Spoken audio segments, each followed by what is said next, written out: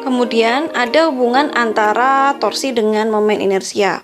Hubungan ini diturunkan dengan hukum Newton 2.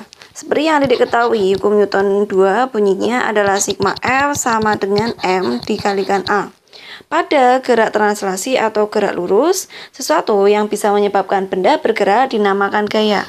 Sedangkan pada gerak rotasi, sesuatu yang menyebabkan benda bergerak itu adalah torsi atau momen gaya. Jadi nanti bisa kita tuliskan. Di sini kita ganti aja menjadi sigma torsi. Sama dengan massa. Massa itu untuk gerak translasi. Sedangkan untuk gerak rotasi bisa kita ganti dengan momen inersia atau I. Kemudian percepatannya untuk gerak translasi adalah A, untuk gerak rotasi adalah alfa. Jadi, hukum Newton untuk gerak rotasi adalah sigma torsi sama dengan I dikalikan dengan alfa. Contoh soal yang ke-6 dari SIMA UI tahun 2013. Balok M1 masanya adalah 3 kg, balok M2 masanya adalah 4 kg. Dihubungkan dengan tali melalui sebuah katrol dengan momen inersia setengah mr² seperti pada gambar di samping. Massa katrol adalah 2 kg, jari-jari katrol adalah 10 cm. Dan percepatan gravitasinya adalah 10 meter per second kuadrat. Kecepatan balok setelah bergerak sejauh 40 cm adalah, jadi di sini mula-mula kita gambarkan terlebih dahulu beberapa gaya yang bekerja pada benda. Di antaranya terdapat W2, W1, kemudian ada gaya tegangan tali T2 dan T1. Oke. Nah, tegangan talinya tersebut juga keluar dari katrol. Di sini nanti ada T1, ini nanti ada T2. Nah, kita bisa menggunakan trik praktis percepatan sama dengan W1 min W2. W1 di sini sebenarnya fleksibel aja. Yang penting yang besar dikurangin dengan berat beban yang kecil. Dibagi dengan K kalikan massa katrol ditambah M1 ditambah dengan M2. Jika adik-adik ingin mengetahui penurunannya dari mana, mari kita bahas terlebih dahulu. Oke, tadi sudah saya katakan ada T1 dan T2 arahnya keluar dari beban. Bisa juga T2 dan T1 ini keluar dari katrol. Nah, kita mula-mula uraikan terlebih dahulu gerak rotasi. Gerak rotasi ini terjadi pada katrol menggunakan persamaan hukum Newton 2 pada gerak rotasi, yaitu sigma torsi sama dengan I dikalikan dengan alfa. Ada gaya T2 dan T1 yang menyebabkan katrol ini bergerak melingkar atau berotasi. T2 menyebabkan katrol bergerak searah jarum jam, maka nanti torsinya positif, sedangkan T1 menyebabkan katrol bergerak berlawanan arah jarum jam, maka torsinya negatif. Kembali ke penguraian torsi, maka nanti kita bisa tulis di sini T2 dikalikan R dikurangin T1 dikalikan R sama dengan inersia kalikan dengan alfa. Nah, T2 dikurangin dengan T1 dalam kurung dikalikan R sama dengan inersia kalau dijabarkan menjadi kmr².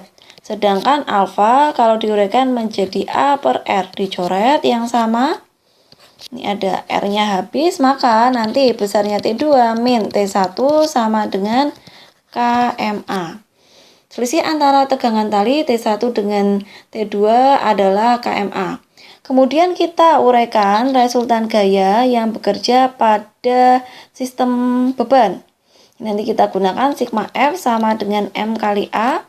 Di sini terdapat W2 yang searah dengan percepatan, maka nanti W2-nya positif. Kemudian gaya tegangan tali yang keluar dari benda ini berlawanan, maka negatif. Sedangkan T1 itu searah, maka positif. W1-nya berlawanan arah, maka negatif. Sama dengan M kalikan A. Nah, M ini adalah massa total, jadi tak tulis M1 ditambah dengan M2 dikalikan A. Nanti W2 ini kita kurung dulu nanti menjadi T2 min T1 dikurangin W1 sama dengan M1 ditambah M2 dikalikan dengan A. Kita substitusikan nilai selisih dari tegangan tali menjadi KMA min W1 sama dengan M1 ditambah dengan M2 dikalikan dengan A. Pindah ruas, W2 min W1 sama dengan M1 ditambah M2 ditambah K kalikan massa katrol dikalikan dengan A. Jadi A sama dengan W2 min W1 dibagi dengan M1 ditambah M2 ditambah K kalikan dengan M. Untuk mencari nilai percepatan, kita masukkan terlebih dahulu variabel yang terkait. W yang lebih besar, di sini ada 4 kilo dikalikan dengan gravitasi menjadi 40. Ya, kita masukkan variabel terkait ke dalam trik praktis. Jadi nanti 40 dikurangin massa yang lebih ringan, di sini 30. Ya, 30 ini didapat dari massa kalikan gravitasi, kemudian dibagi K ini adalah konstanta inersia, kita gunakan setengah dikalikan massa katrol adalah 2. Ditambah M1 itu 3, M2-nya adalah 4. Hasilnya adalah 10 dibagi dengan 8. Maka A sama dengan 1,25 meter per second kuadrat. Karena yang ditanyakan adalah kecepatan balok setelah bergerak sejauh 40 cm, di mana anggap saja awalnya balok berada dalam keadaan diam. Maka kita gunakan persamaan GLBB VT kuadrat sama dengan V0 kuadrat ditambah 2AS. Kita masukkan di sini VT kuadrat menjadi sama dengan 0 ditambah 2 kalikan 1,25. S-nya adalah 40 cm, kalau diubah ke meter jadi 0,4. Hasilnya VT kuadrat sama dengan 1, VT sama dengan 1 meter per second. Jawabannya yang A. Contoh soal yang ketujuh dari SIMA UI tahun 2010. Sebuah bola masanya adalah 3 kg dan sebuah balok masanya adalah 2 kg. Dihubungkan dengan sebuah tali yang masanya diabaikan melalui sebuah katrol dengan jari-jari 20 cm dan momen inersianya adalah 0,5 kilo per meter kuadrat seperti nampak pada gambar. Nah, ini sebenarnya bentuknya bola ya, bener. Kedua benda bergerak dengan kecepatan V dan balok bergerak dengan tanpa ada gaya gesekan dengan lantai. Percepatan linear kedua benda adalah, mula-mula kita gambar terlebih dahulu beberapa gaya yang bekerja pada benda. Di antaranya ada berat, di sini W1, ini W2, kemudian tegangan tali yang keluar dari benda 1 adalah T1, keluar dari benda 2 adalah T2. Kemudian ada pula tegangan tali yang keluar dari katrol, di sini T2 dan T1.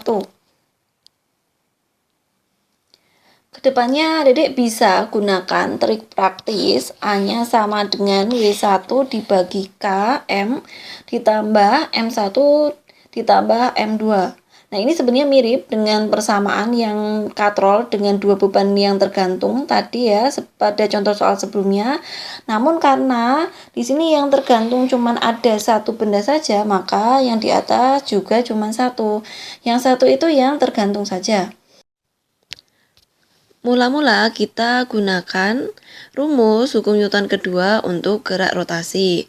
Sigma torsi sama dengan inersia dikalikan alfa. Di sini terdapat gaya tegangan tali T1 yang arahnya keluar dari katrol dan T2.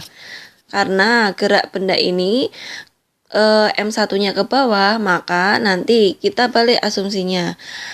Ketika ditarik dengan T1, maka katrol ini akan bergerak berlawanan arah jarum jam, maka nanti torsinya positif. Sedangkan untuk T2 menyebabkan arah gerak katrol searah jarum jam, maka nanti torsinya negatif. Jadi di sini dibalik ya, yang berlawanan arah jarum jam positif, sedangkan yang searah menjadi negatif. Selanjutnya ditulis persamaan momen gayanya. Ada T1 karena positif menjadi T1 kali R, kemudian T2-nya negatif, T2 dikalikan dengan R sama dengan inersia jika dijabarkan menjadi KMR kuadrat. Si alfa kalau dijabarkan menjadi A per R. Dicoret yang sama, jadi nanti T1 min T2 dikalikan dengan R sama dengan KMR dikalikan dengan A. Oh ya, ini M-nya sebenarnya M besar. Selanjutnya, T1 min T2 sama dengan K kalikan M besar kalikan A. Kita simpan dulu selisih antara tegangan talinya. Kemudian, sekarang kita tinjau gerak translasinya. Di sini terdapat W1, kemudian terdapat tegangan tali T1 yang keluar dari bola. Nah, ada juga di sini T2 yang keluar dari bola. Tadi asumsinya adalah percepatannya W1-nya ke bawah. Maka sigma F sama dengan M kali A. A-nya searah dengan W1, maka W1-nya positif, tegangan talinya negatif. Dan T2-nya positif. Sama dengan ini adalah M total M1 ditambah dengan M2.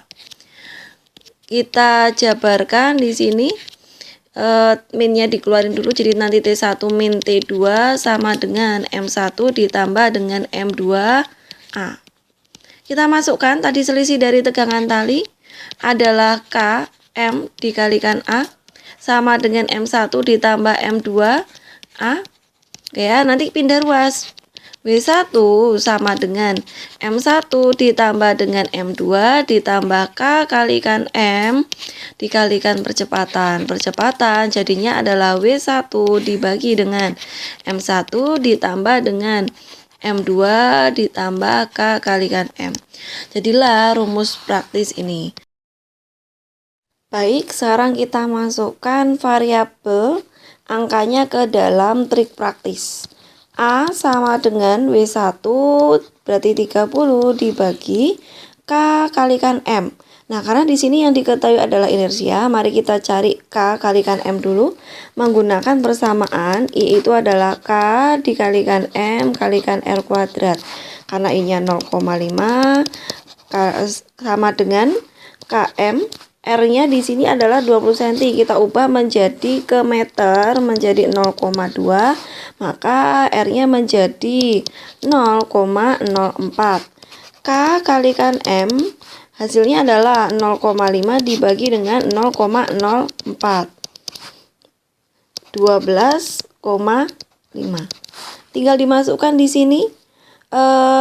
K kali M-nya tadi adalah 12,5. Kemudian ditambah M1-nya adalah 3 dan M2-nya adalah 2. 30 dibagi dengan 17,5 hasilnya adalah sekitar 1, karena 1, terus pembaginya itu sisanya banyak, maka kita pilih saja yang C. Jadi percepatan linear pada kedua benda adalah 1,7. Contoh soal yang ke-8 dari UMGM tahun 2013. Benda bermasa M berbentuk silinder dengan jari-jari R dililit dengan tali halus. Ujung tali dimatikan di titik tetap dan benda dibiarkan terjatuh berotasi seperti pada gambar berikut. Jadi, ini ilustrasinya mirip dengan permainan yoyo. Dengan percepatan gravitasi G, ditanyakan besar tegangan tali pada sistem tersebut. Nah, kedepannya kita bisa gunakan trik praktis berikut. Namun, sebelumnya mari kita turunkan persamaan tersebut terlebih dahulu. Mula-mula kita jabarkan dulu gerak rotasi pada sistem. Sigma torsi sama dengan inersia dikalikan alfa. Pada sistem terdapat gaya tegangan tali dan gaya berat. Porosnya ada di tengah-tengah lingkaran ini, maka di sini torsi yang bekerja hanya T dikalikan R saja. Sedangkan W-nya tidak kita hitung karena dia terletak di poros. Oke, karena kalau letaknya di poros maka R-nya sama dengan 0. Nah, ini kita ganti menjadi KM R kuadrat. M ini adalah massa si silinder. Kalikan dengan alfa. Alfa kalau dijabarkan menjadi A per R. R-nya nanti menghilang di sini, habis. Jadi nanti T sama dengan KMA. Kemudian kita jabarkan resultan gaya yang bekerja pada benda. Jadi nanti kita tinjau gerak translasi atau gerak lurus. Nanti di sini terdapat W. W-nya ini sama dengan A, maka W-nya positif, kemudian T-nya negatif. Kita masukkan tegangan tali yang sudah kita jabarkan tadi. Jadi nanti W itu adalah M dikalikan G dikurangin KMA sama dengan M kali A. Maka MG sama dengan KMA ditambah MA. Oke, M-nya nanti bisa hilang di sini, maka nanti besarnya percepatan sama dengan G dibagi dengan K plus 1. Setelah A-nya ketemu, maka kita bisa masukkan nilai percepatan ini ke dalam rumusan tegangan tali. Tadi sebelumnya sudah kita tulis ya, bahwa tegangan tali sama dengan Km dikalikan A. Maka T sama dengan K kalikan dengan M, A-nya kita ganti jadi G dibagi dengan K plus 1. Tinggal kita masukkan ke dalam rumus praktis. Karena di sini diketahui silinder pejal, maka jika silinder pejal K-nya kita gunakan setengah. T sama dengan setengah dikalikan W dibagi dengan setengah ditambah dengan 1. Maka hasilnya adalah setengah W dibagi dengan 3 per 2. Atau W per 3. Duanya dicoret ya. W per 3 atau M kali G dibagi 3. Jawabannya yang D.